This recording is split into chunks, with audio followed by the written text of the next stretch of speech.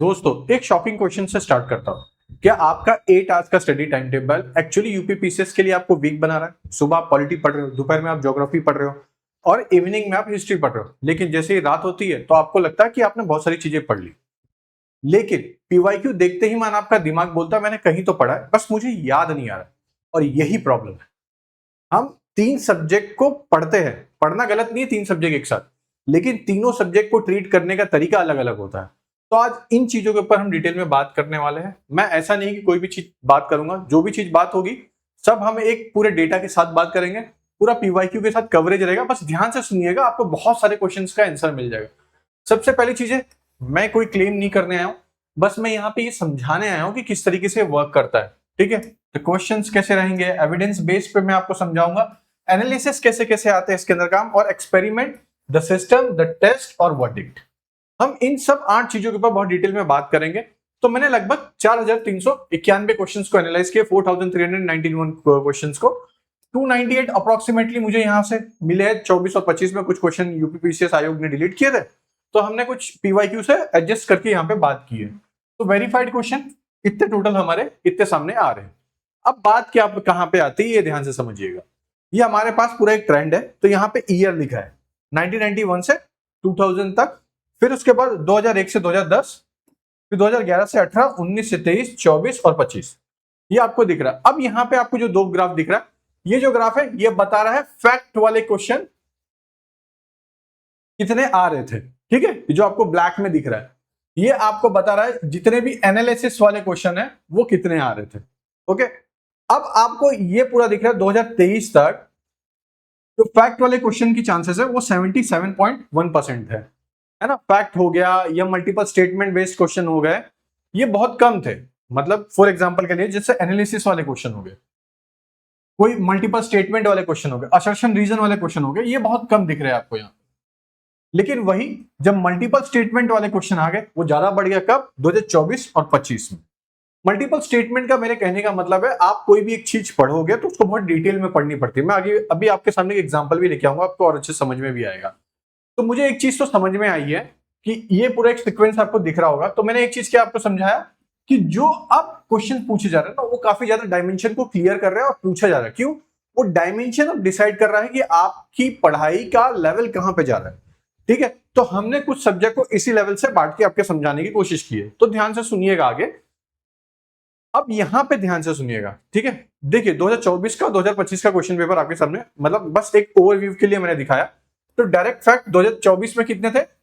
33 question आए थे, जिसमें से जो 22.1% पूरे क्वेश्चन पेपर का पार्ट था। अब इसमें से हम देख रहे हैं जो बहुकथन मतलब मल्टी स्टेटमेंट बेस्ड जो क्वेश्चन थे वो 53 थे, और जो मैचिंग लिस्ट वाले थे वो 27 थे, असर्शन रीजन वाले 19 थे, है ना, और सिक्वेंसिंग वाले 17 थे। तो अब आपको यहां पे क्या समझ में आया? डायरेक्ट फैक्ट वाले क्वेश्चन स्टिल यहां पे 33 ही है और यहां पे 43 है। स्टिल ये बहुत कम है ना। 150 क्वेश्चन में से सिर्फ 43 डायरेक्ट वाले क्वेश्चन है, और ज्यादातर ये पीवाईक्यू से रिपीट होते हैं। लेकिन जैसे ही हम बहुकथन पे आते हैं और बाकी सब स्टेटमेंट पे आते हैं तो यहां से क्वेश्चन का वेटेज बढ़ते हुए दिख रहा है। और इसका मतलब क्या है कि अगर आप ये सोच रहे हो कि दिन में मैं कोई एक ही सब्जेक्ट उठा के पढ़ लूं तो मेरा हो जाएगा, तो आप बहुत गलत सोच रहे हो। ठीक है, तो अब सर बात है कि तीनों सब्जेक्ट कैसे एडजस्ट किया जाएगा, कैसे किया जाएगा। इस पे आने से पहले ना एक बार ये क्वेश्चन को देख लीजिए, बाकी और भी क्वेश्चन है, आप ध्यान से समझिएगा।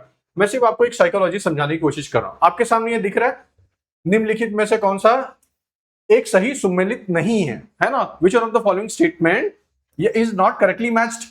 तो आर्टिकल 153, 54, 55, 56 ऐसे करके दे दिया है।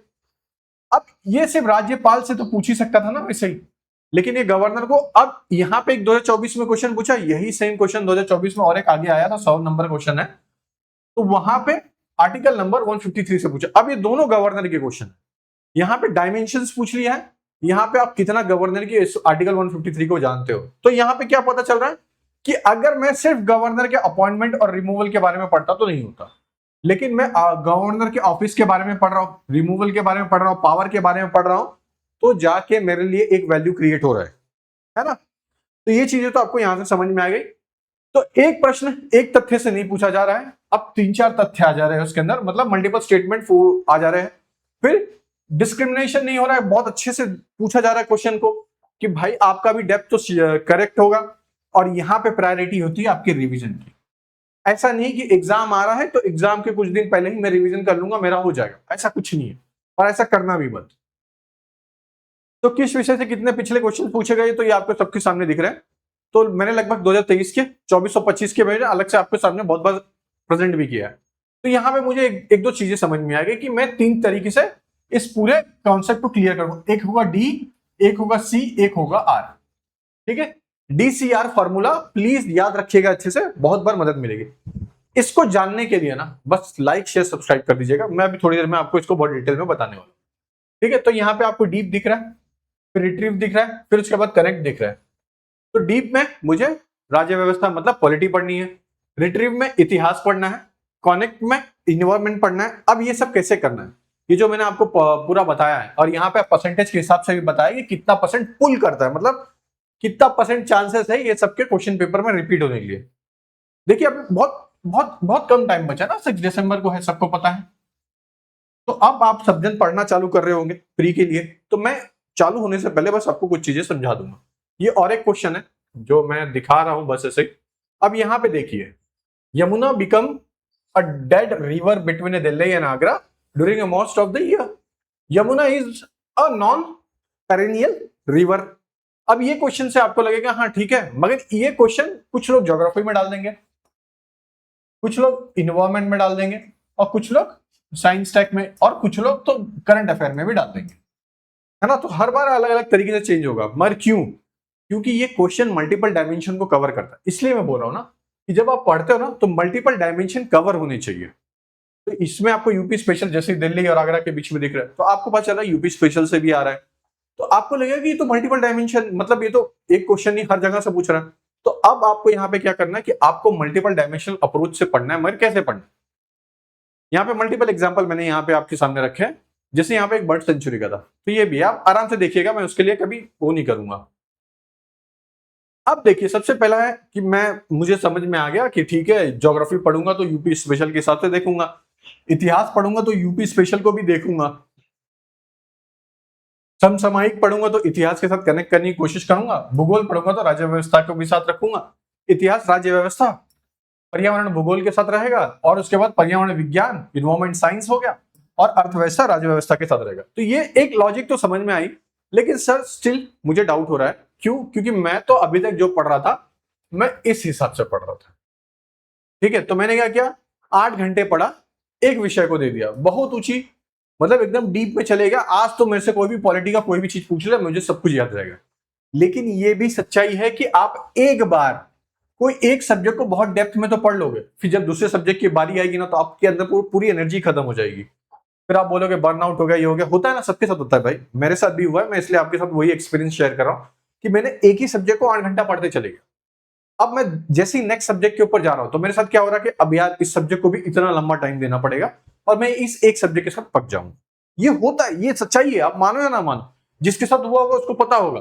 तो मैं ठीक है, मैं एक विषय को सब्जेक्ट को खत्म भी कर रहा हूं, कभी कभार लंबा टाइम चले जा रहा है, लेकिन जो सस्टेनेबिलिटी है वो बहुत कम है। ऑब्वियसली मैं पढ़ना बंद कर दूंगा कुछ दिन के बाद। अब मैं 2 विषय को लेकर चल रहा हूं, जो कि अच्छी चीज है, बहुत बेस्ट भी है, चलती भी है। मैं इवन बहुत सालों तक इसको फॉलो भी किया था कि हाँ मैं 2 सब्जेक्ट को ही लेके चलूंगा, अच्छा रहेगा, और काम भी काफी ज्यादा हद तक करता है। मगर ये भी बर्नआउट तब फील करेगा जब 1 से 2 महीना हो जाएगा कि हाँ ठीक है, चल गया, ठीक है। अब सबसे बेस्ट मॉडल ये निकल के आया, क्यों? क्योंकि मैं भी अभी बीच में यही चीजें ट्राई कर रहा था, तो बोला एक बार पीवाईक्यू के बेस पे चलता है और हम इसको अच्छे से समझते। तो मैंने इसको समझा, तो मैंने इसलिए उसको बताया कि मैंने DCR फॉर्मूला बनाया, समझाऊंगा अभी, बस ध्यान से सुनिएगा। अब यूजुअली ये हमारा दिन भर का शेड्यूल होता है, हम इस तरीके से पढ़ते हैं। जो 6 घंटा दे सकता है शायद से वर्किंग होंगे या वुमेन्स होगी जो घर पे काम करती है। जो 8 घंटा एस्पिरेंट्स मिनिमम देता है, तो 10 घंटा देता है। अब 8 घंटे वाले के लिए ठीक है यार, आप बोलोगे मैं 8 घंटा पढ़ा, तो नहीं, ये भी गलत होता है। अब ध्यान से सुनिएगा, ये हमारे पूरे दिन भर में बांटे गए टाइम। जब आप 3 सब्जेक्ट स्टार्ट करोगे तो इस 3 तरीके से आप यूजुअली रखते हो, है ना, 2.5 घंटा 2.5 घंटा 2.5 घंटा, जो कि बहुत गलत है। हमें जब 3 सब्जेक्ट स्टार्ट करना है तो हमें इस तरीके से करना है। ध्यान से सुनिएगा। अब यहां से थोड़ी भी चीजें अनसुनी मत करिएगा, वो हो सकता है फिर इस बार का आपका अटेम्प्ट भी बचा दे। पहला क्या है कि मैं 3 घंटे में डीप सब्जेक्ट को पढ़ूंगा। ऊपर आपको शेड्यूल दिखा था, प्लीज पीछे जाके बैक करके फिर से देख लीजिए डीप सब्जेक्ट कौन कौन से थे। तो मैं 3 घंटा डीप सब्जेक्ट को पढ़ूंगा, 2.5 घंटा कनेक्ट सब्जेक्ट को पढ़ूंगा और 1.5 घंटा मैं रिट्रीव सब्जेक्ट को पढ़ूंगा। ध्यान से सुनिएगा, बहुत डेप्थ में मैं बताने की कोशिश कर रहा हूं। तो मैं 3 घंटे पॉलिटी पढ़ रहा हूं, 2.5 घंटे मैं क्या कर रहा हूं, मैं ज्योग्राफी पढ़ ले रहा हूं, और 1.5 घंटे में क्या कर ले रहा हूं, हिस्ट्री पढ़ ले रहा हूं। आप ये सोच रहे होंगे, नहीं, ये एक बार इस चीज को ध्यान से सुनिएगा, ठीक है। तो अब मैंने 3 लेयर बना दिए। इस 3 लेयर में मुझे क्या करना है, पहला लेयर डीप में जाएगा, दूसरा कनेक्ट में जाएगा, रिट्रीव में जाएगा, और फाइनल जो होगा 20 से 30 मिनट का, वो मेरा फाइनल रिकॉल होगा। तो मैंने ये पूरा मेरा लेयर तैयार है। अब मैं 3 लेयर में करूंगा, डीप, कनेक्ट, रिट्रीव, ठीक है। तो मुझे गहराई पे पहले पढ़ना पड़ेगा, फिर जुड़ाव करना पड़ेगा, फिर स्मरण रखना पड़ेगा, ठीक है। तो अब मैं डीप में क्या करूंगा, कोई एक सब्जेक्ट को पकड़ूंगा जिसको मैं डीपली पढ़ूंगा, वहां से मैं अपनी हर चीजें क्लियर करूंगा, उसी को उसके रिगार्डिंग या उससे मिलते जुलते कोई सब्जेक्ट को करंट अफेयर के पर्सपेक्टिव से लूंगा, है ना। दूसरी चीज क्या हो जाती है कि मैं रिकॉल करूंगा और एमसीक्यू या तो रिवीजन सेशन पे रखूंगा। ये 3 चीज हो गई मेरी। अब तीनों चीज को यूटिलाइज कैसे करना है, ध्यान से सुनिएगा। यहां पे आपको दिख गया deep, connect, deep, connect, connect, retrieve, retrieve, connect. तो डीप में आपने फॉर एग्जांपल पॉलिटिक उठा लिया, तो कनेक्ट में आपने इकोनॉमिक को रख लिया। तो इकोनॉमिक आप क्या करोगे, आप बजट पढ़ लोगे, स्कीम पढ़ लोगे और यूपी इकोनॉमिक्स पढ़ लोगे, है ना। ये 3 चीज आपने, अब आपको पता चला 3 घंटा, 2.5 घंटा, तो 2.5 घंटा आपने इसको दे दिया, ओके।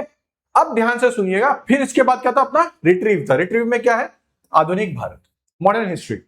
तो मॉडर्न हिस्ट्री के मैं क्या याद करूंगा, मैं मॉडर्न हिस्ट्री के एक तो कल्चर वाले क्वेश्चन या यूपी हिस्ट्री या तो पीवाईक्यू को देखूंगा, जहां से क्वेश्चन बन रहे तो मैं उसके फैक्ट्स अच्छे से लिख लूंगा। तो इससे मेरा ये भी प्रॉब्लम पूरा सॉल्व हो जाएगा। इतनी चीज समझ में आ गई। आगे मैं सब एक एक सब्जेक्ट के साथ आपको दिखाऊंगा ताकि आप लोग को भी ज्यादा परेशानी ना हो। तो पूरा मॉर्निंग रूटीन है कि 6:30 बजे से लेके 9:30 बजे तक मैं एक पूरा डीप सब्जेक्ट को क्लियर करूंगा, अवधारणा बनाऊंगा, पीवाईक्यू देखूंगा, स्मरण अपनी अच्छी रखूंगा। कनेक्ट में सेम चीज है, मैं समसामयिक और पीवाईक्यू और अवधारणा अच्छी से रखूंगा। समसामयिक मतलब करंट अफेयर को अच्छे से पढ़ूंगा। तो करंट अफेयर का एक टाइम हो गया। दूसरा क्या है, मैं फिर शाम का रिट्रीव का टाइम आएगा तो मैं मॉडर्न हिस्ट्री को बहुत अच्छे से याद करूंगा, और फिर 9:30 से 10 बजे तक मैं सबको मिला के जो भी मैंने नोट्स बनाए थे थोड़े बहुत, उसको मैं फिर रिवाइज कर लूंगा।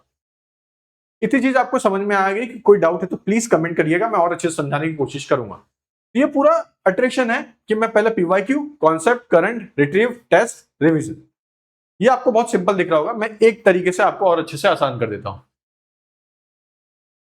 अब मैंने ये जो चीजें बनाई है ना, ऐसे तो नहीं बन गई, तुरंत बन गई है, बहुत मेहनत तो बहुत लगती है, लेकिन अब आपका सपोर्ट नहीं आता ना, तो फिर ऐसा लगता है यार क्या ही चल रहा है। वैसे बाय द वे हमारा बैच है, अगर कोई अफोर्ड कर पाता तो ले लीजिएगा। वैसे बाकी मैं अपनी तरफ से तो पूरी कोशिश कर रहा हूँ कि जितना फ्री दे पाऊं उससे ज्यादा ही फ्री दे रहा हूं, ठीक है। अभी मैं आपको एक चीज दिखाने वाला था, 1 मिनट बस। डीप, रिट्रीव, कनेक्ट तो मैंने आपको समझा ही दिया बहुत अच्छे से, और आपको मेरे ख्याल से समझ में भी आ भी गया है ना। अब आपके पास जब ये मिलेगा तो प्लीज जितने भी लोग होंगे इसको प्रिंट आउट करवा लीजिएगा और अपने टेबल पे डेस्क पे रख लेना। जब आप डीप कोई सब्जेक्ट पढ़ो, यहाँ पे सब्जेक्ट का नाम लिखना, टॉपिक लिखना, पीवाईक्यू कितने साल तक कवर किए, कितने एमसीक्यू किए, कितने करेक्ट गए, कितने रॉन्ग गए, ऐसे करके आप बना के रख लीजिएगा। या तो नहीं प्रिंट आउट करवाना है तो अपने बुक पे ऐसे एक पूरी डायरी खरीद लीजिए, 50, 60, 70, 80 रुपए की आएगी। डायरी भी नहीं खरीद सकते, व्हाइट पेपर है, पूरा A4 साइज का है, उसको बीच में से फाड़ के फिर इस तरीके से पूरा बना के रखिए और करिए ये सब चीजें। जो चीजें मैं आपको दिखा रहा हूं ना, ये करनी है आपको, ऐसा छोड़ मत देना, है ना। और देखिए मैं बहुत सिंपल सी चीज समझाने वाला हूं। हाँ, ये देखिए यहाँ पे डीप में मैंने क्या लिया, एक पॉलिटी की सब्जेक्ट। अब ये मंडे ट्यूसडे आपको नहीं करना है ऐसे, ये मैं आपको सिर्फ दिखाने के लिए, जैसे कि आपका जब ये 3 खत्म हो जाएगा तभी, फॉर एग्जाम्पल के लिए मैं समझा देता हूं अच्छे से। आपने एक पॉलिटी उठाई, दूसरा करंट अफेयर कनेक्ट के लिए उठाया, रिट्रीव के लिए आपने मॉडर्न हिस्ट्री उठाया, इतना आपने कर लिया। अब आपने ये टारगेट बना लिया कि मैं 25 क्वेश्चन तो खत्म करूंगा। अब आपका जब तक पॉलिटी ना खत्म हो जाए, जब तक करंट अफेयर ना खत्म हो जाए, जब तक मॉडर्न हिस्ट्री ना खत्म हो जाए, तब तक आप ज्योग्राफी में मत स्टार्ट करिएगा, है ना। मतलब ये मंडे पढ़ना है, वेडनेसडे ऐसे ऐसे करके पढ़ते हुए जाना है। फिर जैसे एक सब्जेक्ट खत्म हुआ, फिर आपको ज्योग्राफी उठानी है, ज्योग्राफी के साथ कनेक्ट सब्जेक्ट में इन्वॉल्वमेंट उठाना, फिर उसके बाद रिट्रीव में आपको पॉलिटी उठाना। तो आपने क्या देखा, एक बार मैंने इधर पढ़ा, दूसरी बार मेरा रिवीजन किया, ठीक है। अब तीसरी बार में जब हम चलेंगे तीसरे सब्जेक्ट पे, तो मैंने मॉडर्न हिस्ट्री पढ़ी, कल्चर उठाया, फिर ज्योग्राफी। ये देखिए ये हो गया। अभी इधर आ गया तो दूसरी बार ज्योग्राफी का भी रिवीजन। वैसे ही तीसरी बार इन्वायरमेंट का रिवीजन। तो इस तरीके से आप करते जाओगे तो आपका मल्टीपल टाइम रिवीजन हो जाएगा। अब आपको अपने शेड्यूल में इस तरीके से एड ऑन करके आपका पूरा शेड्यूल बनाना है। स्टिल शेड्यूल बनाने में दिक्कत हो रही है तो प्लीज बताइएगा। अब दूसरा आता है कि टेस्ट। देखिए टेस्ट तो मोस्ट इंपॉर्टेंट, ये आप कभी इग्नोर नहीं कर सकते हो, तो प्लीज टेस्ट देना चालू कर दीजिए जितनी जल्दी हो सकता है। अब कुछ मिथ होते हैं जो हमें ऑलरेडी हम सबको बेचा भी आता है और हमको समझ में भी नहीं आता। पहली चीज क्या है कि सर मैं तो 8 घंटे पूरे बैठ रहा हूँ, मैं तो 8 घंटे पढ़ रहा हूँ, मैं सुबह जाता हूँ और रात को आता हूँ लाइब्रेरी से, मैं पढ़ रहा हूँ। होता क्या है कि मैं तो जा तो रहा हूँ लाइब्रेरी पढ़ने के लिए, मगर क्या मैं पढ़ रहा हूँ? कैसे पता चलेगा? जो 3 आपको DCR मेथड दिया इसका यूज करना। DCR मेथड कब सक्सेसफुल होगा? जब आप टेस्ट दोगे। तो टेस्ट में आपका नंबर डिसाइड होगा कि आपने DCR कितने अच्छे से यूज किया। ठीक है, तो इस DCR मेथड को बहुत अच्छे से यूज करिए। तो 8 घंटे वाले तो ये तरीका गलत हो जाएगा। तो मुझे क्या करना है? क्या मैंने अपनी DCR कॉन्सेप्ट को अच्छे से किया? अगर मैंने इस DCR कॉन्सेप्ट को अच्छे से किया तो मुझे कोई दिक्कत नहीं है। मैंने ये किया ही नहीं है और मैंने अपने 8 घंटे को बस बना के रखा है और वही पुराना वाला तरीका जो भी हमें सब जन ने बता दिया अब हम वही करेंगे, तो वो बिल्कुल नहीं कर रहा है। तो जितना जल्दी हो सकता है उतना जल्दी इस चीजों को समझने की कोशिश करिए। और हाँ, रही बात PDF की कि ये PDF मिलेगा कि नहीं मिलेगा, मिलेगा। मैं इस PDF में कुछ चीजें काट के आपके सामने प्रेजेंट करूंगा, स्पेशली जैसे ये आपको मिल जाएगा प्री और मेंस। अब तो मेंस तो लगभग मैं जहां तक जानता हूं कि 90% लोग तो अब मेंस नहीं पढ़ेंगे। हाँ, अगर आप ये सोच रहे हो कि सर प्री पढ़े कि नहीं मेंस पढ़े, तो प्लीज कमेंट करिएगा, मैं इसके ऊपर एक वीडियो लेके आऊंगा, आपको डिटेल में समझाऊंगा कि क्यों अभी पढ़ना है और क्यों नहीं पढ़ना चाहिए। ठीक है दोस्तों, अगर वीडियो अच्छी लगी ना तो लाइक शेयर सब्सक्राइब करिएगा, क्योंकि इससे हमें बहुत मदद मिलती है। और हमारा अभी रिसेंटली बैच आया, प्लीज आप जाके ऐप पे देख लीजिएगा, वहां से आपको मदद भी मिल जाएगी। और बाकी ये था, अब ऐसे वीडियो आपको आप सामने आते रहेंगे ताकि 3 महीना आपके अंदर भी जोश रहे और हमें भी अच्छा लगे। चलिए, जय हिंद।